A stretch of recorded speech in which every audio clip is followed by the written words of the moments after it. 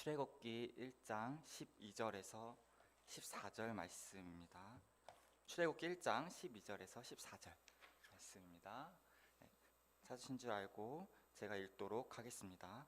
그러나 학대를 받을수록 더욱 번성하여 퍼져나가니 애굽 사람이 이스라엘 자손으로 말미암아 근심하여 이스라엘 자손에게 일을 엄하게 시켜 어려운 노동으로 그들의 생활을 괴롭게 하니 곧 흙 이기기와 벽돌 굽기와 농사의 여러 가지 일이라. 그 시키는 일이 모두 엄하였더라.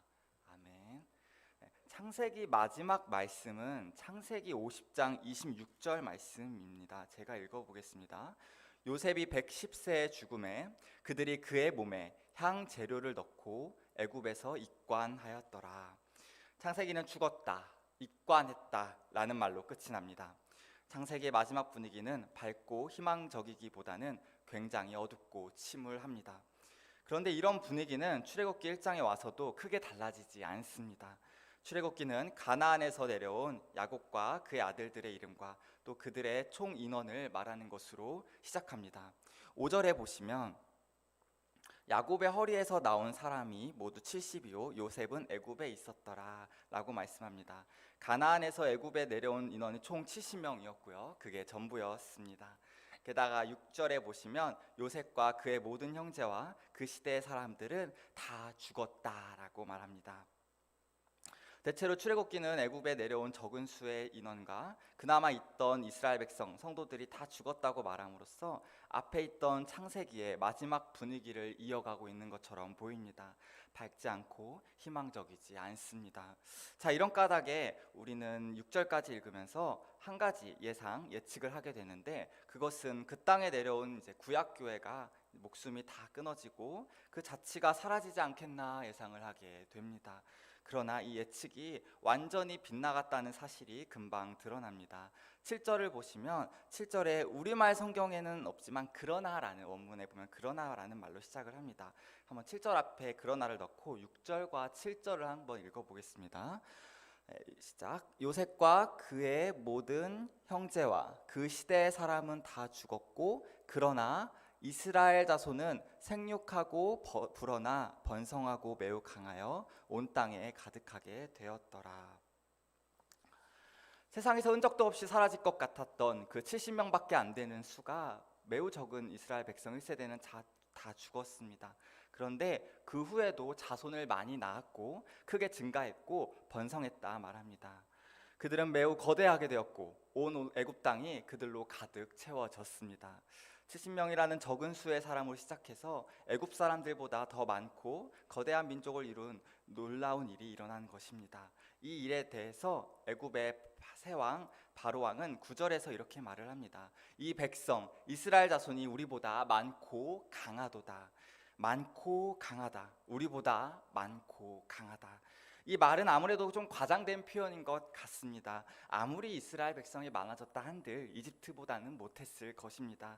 하지만 이렇게 말을 할 정도로 이스라엘 백성이 매우 많고 번성하여진 것, 강해진 것만은 사실입니다.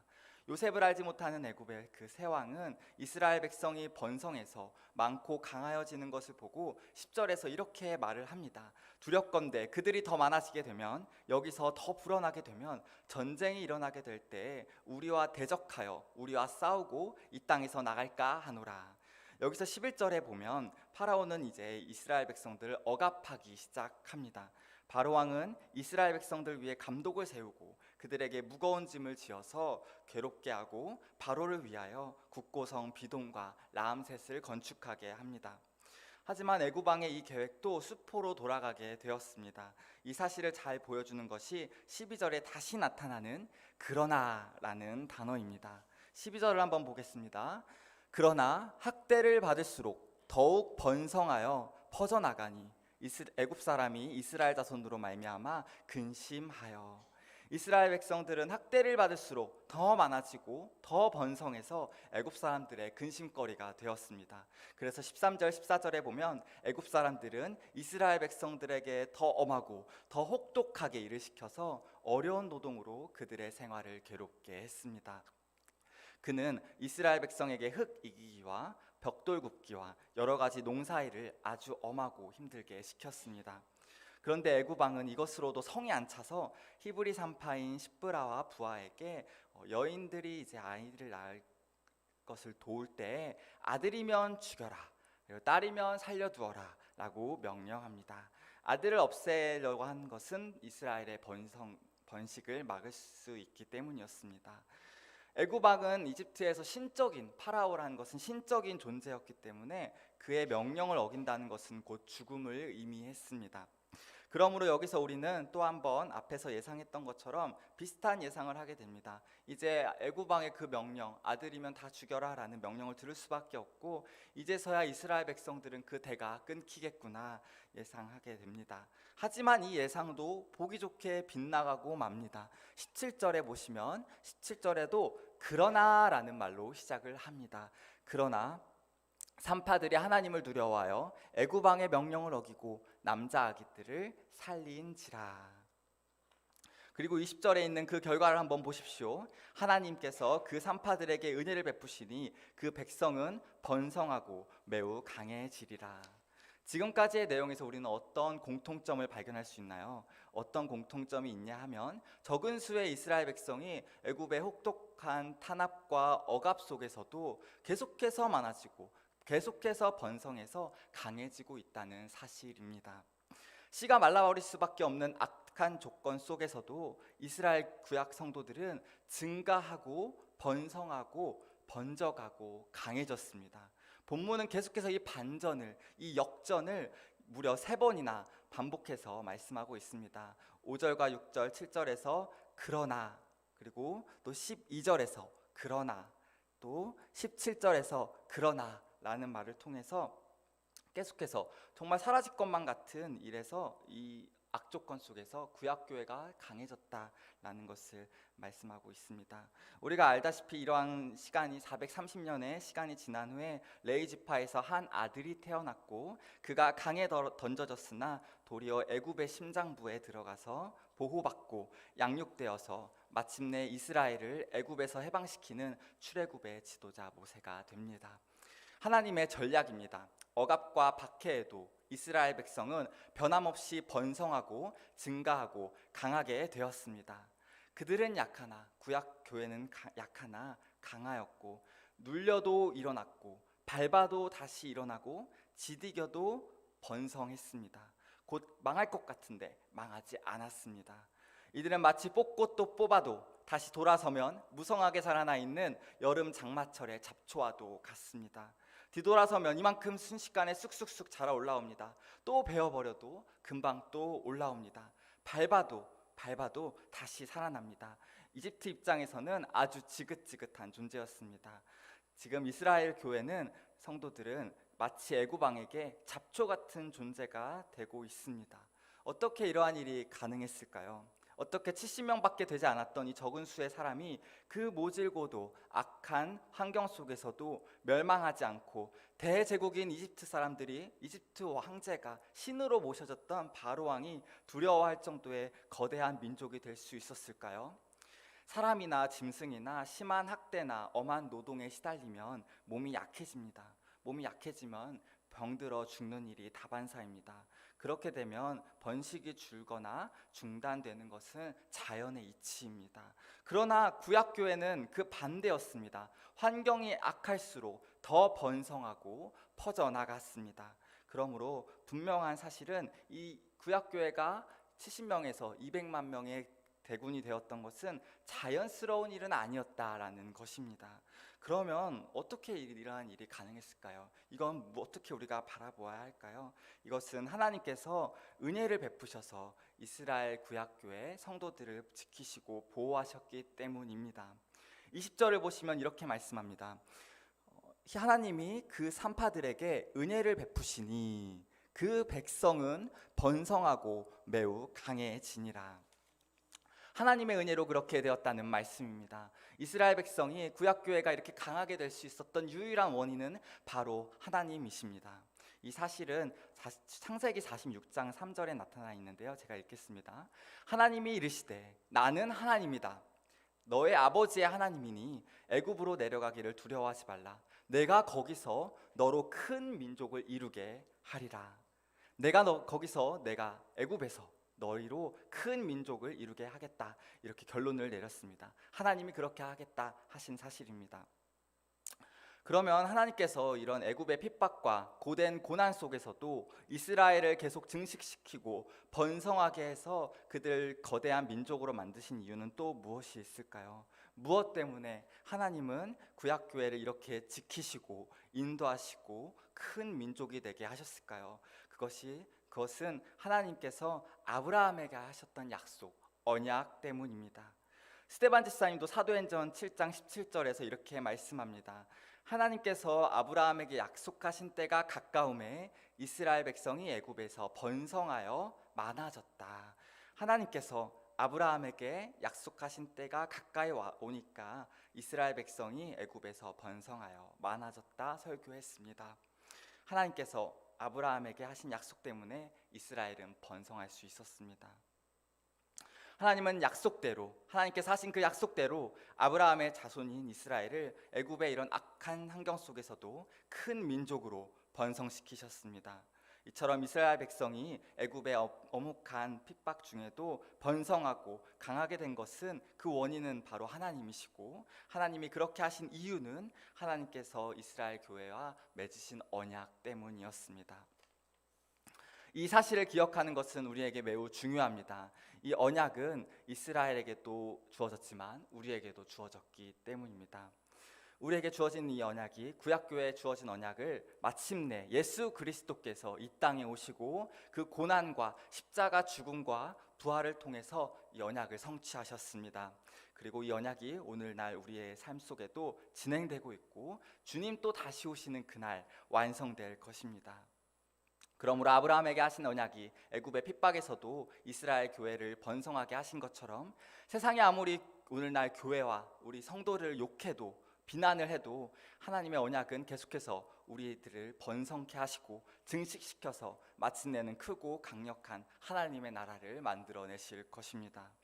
세상이 힘을 얻는 것 같고 교회가 말라 죽는 것 같아도 하나님은 계속해서 자신의 자녀들을 세우시고 번성케 하실 겁니다. 밟아도 올라오고 잘라내도 다시 살아나고 뽑아도 쑥쑥 자라나는 질기고도 질긴 장마철의 잡초처럼 우리를 그렇게 만들어내실 것입니다. 하나님 나라의 전진은 그 누구도 막을 수가 없습니다. 왜냐하면 하나님의 나라는 하나님의 변하지 않는 하나님의 언약 위에 세워진 나라이기 때문입니다. 따라서 어떤 어려운 환경에도 하나님의 참된 자녀들, 우리 성도들은 줄어들지 않고 날마다 흥왕하고 왕성하며 온 땅에 가득하게 될 것입니다.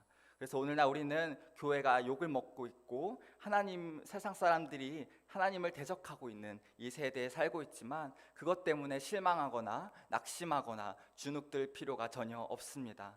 하나님께서 하나님의 나라를 포기한 적이 단 한 번도 없기 때문입니다. 하나님의 언약은 반드시 이루어질 것이고, 그 반드시 이루어질 언약에 기초한 하나님의 나라는 계속해서 전진하고 완성을 향해 나아갈 것입니다. 교회가 쇠하는 것 같고 믿는 자가 사라지는 것 같아도 하나님의 언약은 오늘도 변함없이 성취되고 있고, 하나님의 나라도 완성의 시간에 다가오고 있습니다. 이 진리의 근거에서 우리가 오늘 이 시간에 더 깊이 고민하고 생각해 볼 것이 있습니다. 그것은 하나님의 나라가 진전되는 이 가운데 살고 있는 성도의 현실, 다시 말하면 우리의 성도의 삶의 형편, 실존에 관한 것입니다. 하나님의 나라가 계속 성취되고 있지만 그 위에서 봤을 땐 그렇지만 그 밑에서 봤을 때 이스라엘 성도들은 노예였습니다. 그리고 고된 노동에 시달리고 매맞고 핍박받으면서 아무런 소망 없는 자처럼 살아야 했습니다. 그들의 삶은 어떤 의미가 있었을까요?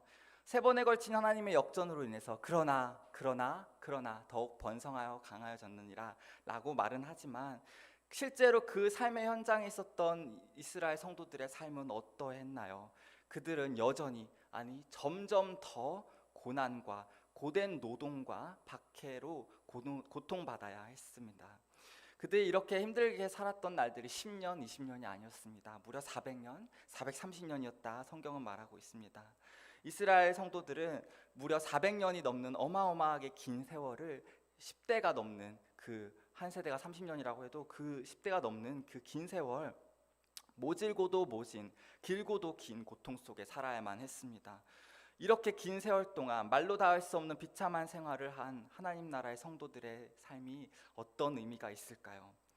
그들은 하나님께서 그의 나라를 이루시는데 성도들은 그냥 생고생만 하다가 아무런 의미 없이 죽어간 그런 하나님의 소모품에 불과했을까요?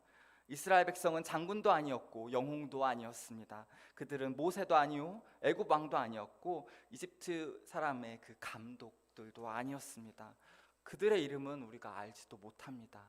성경에 이때 당시 살았던 성도님들의 이름을 우리는 알 수도 없습니다.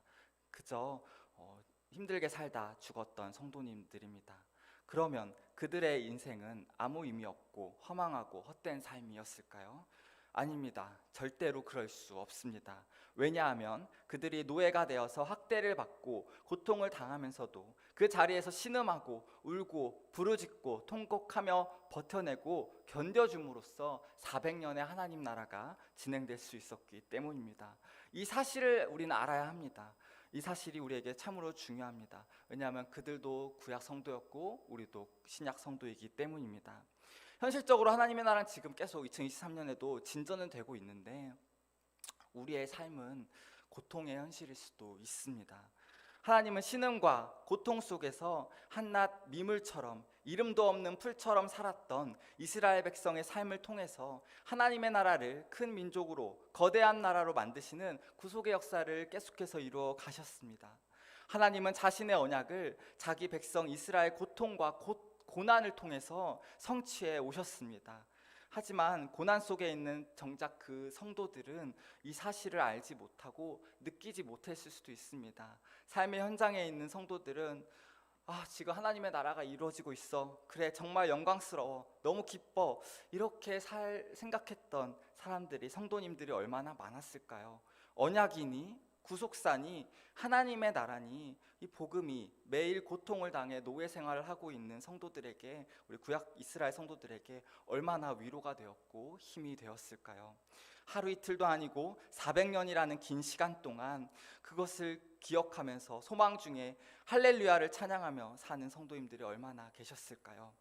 이 사실은 오늘 1절부터 16절에 나오는 반복되는 혹독한 고난을 겪는 중에도 하나님이라는 그 단어가 단 한 번도 나타나지 않는다는 점에서 어느 정도 그 구약 성도들의 영적인 우울함을 우리가 살펴볼 수 있습니다. 하나님이라는 그 단어는 17절에서나 등장을 합니다.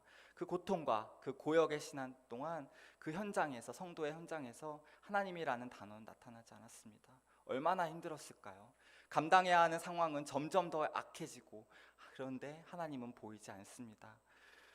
하나님의 그 나라와 언약의 성취에 정말 아무런 관심이 없으신 건가? 라는 생각을 했을지도 모릅니다. 놀랍게도 이러한 현실이, 이러한 고민에 직면해야 되는 것이 우리 성도의 현실입니다.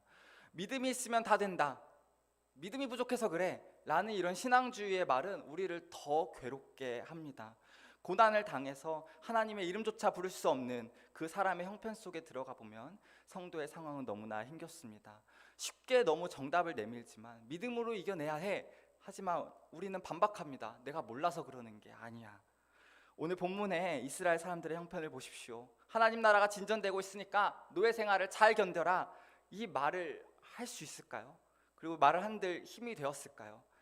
그 사람들이 하나님이 함께 하신다는 그 사실에 정말로 힘을 받을 수 있었을까요? 하지만 중요한 것은 마지못해 견디고 죽지 못해 살고 어쩔 수 없이 버텨냈던 그들의 힘든 삶과 그 성도의 인생과 시간을 하나님은 존귀하게 쓰셨다는 것입니다. 하나님께서는 그 힘든 시간을 하나님의 나라와 구속의 역사를 이루시는데 아주 요긴하게 쓰셨다는 사실입니다. 이것은 언약 백성들의 어려운 삶과 고난이 하나님의 나라를 성취하는데 중요한 역할을 담당했다라는 의미입니다. 사랑하는 성도 여러분, 우리의 삶이 아픔과 고난의 연속일지라도 하나님은 우리가 견디는 그 고난의 시간, 아픔의 날들을 통해서 하나님은 하나님의 나라를, 구속의 역사를 전진시키고 이루어 가십니다. 비록 나의 삶은 먼지 같고 티끌 같고 정말 미미하지만 정말 작은 점 같은 우리의 인생들이 모여서 선이 되고 마침내 하나님 나라의 역사가 되는 것입니다. 그러므로 내가 하는 작은 일, 내가 당하는 작은 아픔과 고난이 아무런 의미가 없는 게 아닙니다. 나 한 사람은 티끌이지만, 먼지이고 작디 작은 점이지만, 그러나 그 점들이 모여서 하나님의 역사를 이루어가고 있습니다. 우리가 매일 힘든 삶을 살아가면서도 하나님께 감사하는 이유가 바로 여기에 있습니다. 내가 영웅도 아니요 누가 알아주지도 않는 이름 없는 한 성도로서 살아도 그 삶이 의미가 있고 감사할 수 있는 것은 하나님의 언약을 붙들며 하루하루 내가 감당해내고 버텨내고 살아내는 이 삶을 통해서 하나님께서는 당신님의 나라를 이루어가고 있기 때문입니다. 말씀을 맺겠습니다. 오늘 본문에는 크게 두 가지 흐름이 있습니다. 거시적으로 크게 볼 때 하나님께서 하나님의 나라를 계속해서 그 언약을 이루어 가신다는 것이고, 그 밑에서는 성도들이 고통받고 있다, 노예 생활을 하고 있다라는 이 두 가지 층입니다. 이 두 층은 따로 작동하는 게 아니고 함께 맞물려서 진행되고 있음을 우리가 말씀을 통해 살펴보았습니다. 하나님의 언약은 성취되고 있고 하나님의 나라는 점점 더 진행되어 가고 있습니다. 그러나 그 현장에 있는 이스라엘 성도들의 삶은 점점 더 큰 고통 속으로 빠져들어가고 있습니다. 이 같은 현실을 온몸으로 우리가 감당해야 합니다. 그 삶의 고통의 의미는 그 삶을 통해서, 우리의 삶을 통해서 하나님께서 일하고 계신다는 사실입니다. 우리의 고난의 삶을 통해 하나님의 나라가 완성되어 가고 있습니다. 이스라엘 성도들이 400년의 그 세월을 버텨냈기 때문에 오늘의 우리 신약교회가 있을 수 있게 되었습니다. 그러므로 우리의 고난의 삶은 아무런 의미 없는 무가치한 고생이 아니고 하나님의 나라를 완성해 나가는 삶의 현장입니다. 우리는 하나님 나라의 그 대열의 한 명으로, 그 군사로 참여하고 있습니다. 이런 까닭에 우리의 신앙과 고난과 어려움, 그리고 이를 악물고 버텨내는 우리의 삶이 결코 허망한 것이 아닙니다. 오히려 그것이 우리의 삶이 하나님께 드려지고 하나님의 사건으로 변화됩니다. 그래서 하나님은 우리를 향해 이렇게 말씀하십니다. 너희의 고난은 나의 사건이 되고 나의 역사가 될 것이다. 너희의 고난은 나의 사건이 되고 나의 역사가 될 것이다. 우리 인생은 하나님 나라입니다. 하나님 나라의 사건입니다. 하나님의 역사입니다. 우리는 무명의 삶을 살고 있지만 하나님은 우리를 하나님 나라의 동역자로 세우시고 우리의 비천한 삶이 하나님의 역사가 되게 하십니다. 언약을 통해 성령 안에서 우리를 이끌어 가시고 계십니다. 이것이 우리의 인생의 의미이고 우리 삶의 영광입니다. 한 번뿐인 인생에서 하나님께서 언약을 통해 내 인생 나 혼자가 아니고 하나님께서 함께 하셔서 내 존재를 지지해주고 계시다, 나를 지지해주고 계시다라는 것을 알기 때문에 우리는 하루하루 인내하며 버텨갑니다. 언약의 하나님은 우리의 모진 인생까지도 다 받으시고 다 사용하셔서 하나님 나라를 이루시는데 아주 존귀하게 쓰시기 때문에 우리는 무너지지 않습니다. 우리는 정신 똑바로 차리고 하루하루 살 수 있습니다. 하나님 앞에서 가치 없는 무가치한 신자는 없습니다. 그러므로 우리는 무슨 큰 일을 해서가 아니라 내가 있는 바로 이 자리, 언약의 자리 안에서 오늘도 견디고 또 하루를 살았음에 하나님께 감사하며 찬양 올려드릴 수 있습니다. 기도하겠습니다. 하나님 아버지, 하나님의 나라가 이루어지는 그 과정 속에 우리가 살아내야 하는 성도로서의 삶은 결코 만만하거나 녹록한 것이 아닙니다. 주님, 이러한 현실을 우리가 이해하고 우리를 살피고 우리 삶에 바른 믿음의 안목을 제시해주고 격려하고 위로할 수 있기를 원합니다. 함께 하나님 나라의 완성에 반열에 들어서 있는 것이 영광이요, 하나님 나라를 위해서 언약을 붙들며 고난을 참는 것이 성도의 참된 삶이요, 기쁨이요, 영광이라는 것을 우리가 기억하며 살아갈 수 있도록 우리를 굳건하게 붙들어 주시옵소서. 매일매일의 이 하루하루 살아가는 것이 아무것도 아닌 것이 아니요, 주님 앞에 참으로 소중한 하나님의 역사가 된다는 것을, 하나님의 사건이 된다는 것을 기억하면서 우리 인생을 낭비하지 않게 도우시고 우리 인생을 가볍게 여기지 않도록 도와주시옵소서. 감사하며 예수님의 이름으로 기도하옵나이다.